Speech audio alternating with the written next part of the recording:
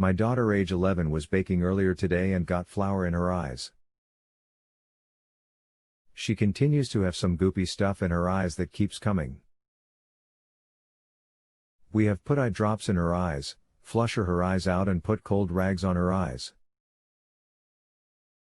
She now has some minor swelling under her eyes. Is there anything else we can do to help her?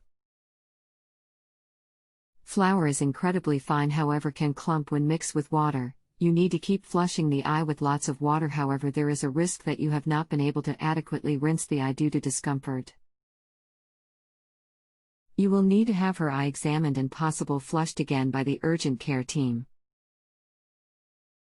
If the goopy stuff is green, then that might indicate that she is developing an infection, and that would be another reason to check that she has not damaged the lining of the eye surface.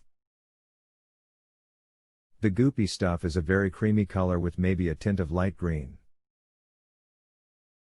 Do I need to take her to the ER tonight, or will she be okay to go to sleep and get her treatment in the morning? I am sorry to be so vague, but it will depend on how much she got in the eye, and how much you were able to wash out. If she has any discomfort opening and closing the eye, or finds light painful, then she needs to go tonight. The risk is that she damages the eye, but without examination then I cannot be sure that she is safe to leave it. However, if it was a tiny amount and was well washed out, then she may well be fine. I am afraid that you will need to assess how you think she is based on pain and discomfort, as well as amount of tears being produced.